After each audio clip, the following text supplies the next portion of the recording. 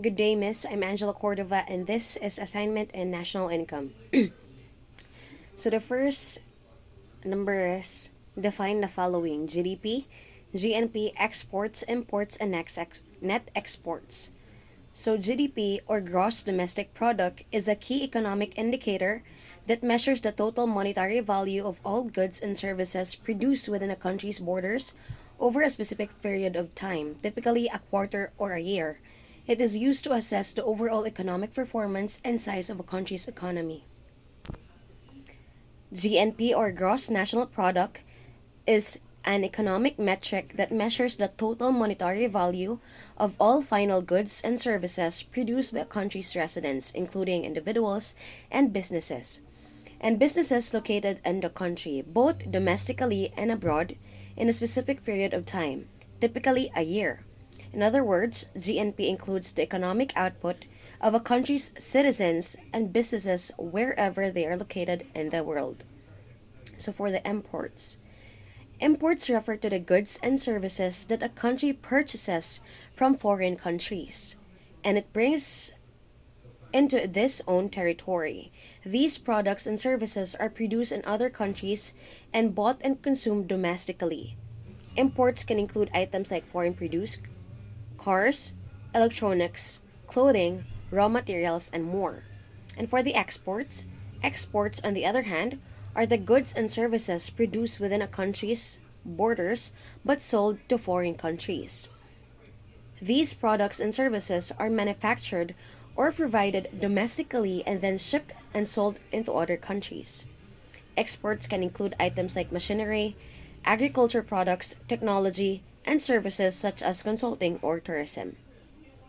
And for the net exports, also known as the trade balance, is a calculation that represents the differences between a country's exports and imports.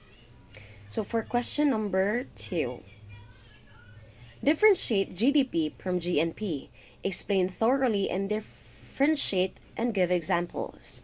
So the difference between GDP and GNP can be illustrated by comparing a country A's GDP of, let's say, $20 trillion dollars, and its GNP is $18 trillion.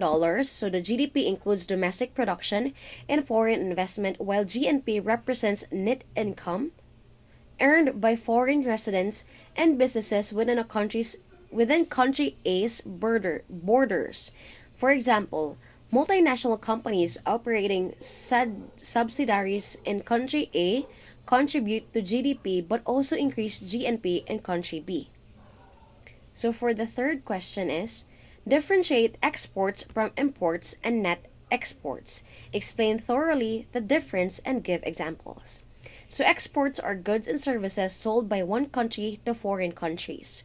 Imports are goods and services purchased from foreign countries for domestic consumption, and net export represents the difference between a country's exports and imports, indicating whether it has a trade surplus or deficit. These concepts are crucial for understanding a country's trade position and its impact on the economy. So for example, country A exports 100 billion worth of automobiles to countries including country B, while importing 80 billion worth of electronic gadgets.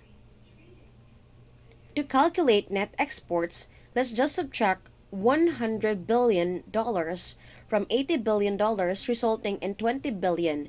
A positive net export value indicates a trade surplus, benefiting the economy. Conversely, a negative net export value indicates a trade deficit. So, for the fourth question is, what are the methods in computing GDP? Write the formula for each method. Okay, for gross domestic product, GDP can be calculated using the three methods. So these three methods are the expenditure approach, so GDPE, income approach, GDPI, and production approach, GDPP. The expenditure approach sums up total expenditures made within an economy during a specific time period, including consumption, investment, government spending, and net exports. The income approach calculates GDP by summing up incomes earned within an economy during a specific period of time, including compensation of employees, gross operating surplus, gross mixed income, tax on production and imports, and subsidies. And for the production approach, it calculates GDP by summing up total value added at each stage of production, from a raw material to final goods and services. These methods provide different perspective on the economy, but the choice depends on available data and the specific economic context. And for number 5, state examples of each categories. So, categories or subcategories if from the main category in the formula in computing GDP approach.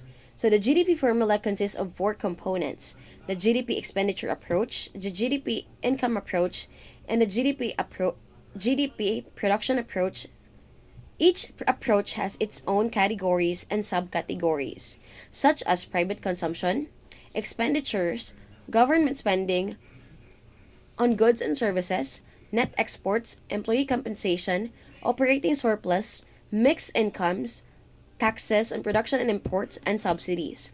The GDP production approach includes the value of output, value of intermediate consumption rather, and the cost of raw materials, intermediate goods, and energy costs. These categories and subcategories may vary by country and can be further detailed in National Income Accounting System. So for the GDP expenditure approach, the formula is C plus G plus I and plus NX, which is a net export. So C stands for consumption, G stands for government spending, I stands for investment, and NX stands for net export, which can be calculated by minusing or subtracting export by imports. So where G is for government expenditure, 3 subcategories. So in the GDP expenditure approach, under the major category of government spending, there are 3 subcategories. So these 3 subcategories are capital spending, which has an example of, let's say, road construction. And for current spendings, let's have an example of road repairs and maintenance.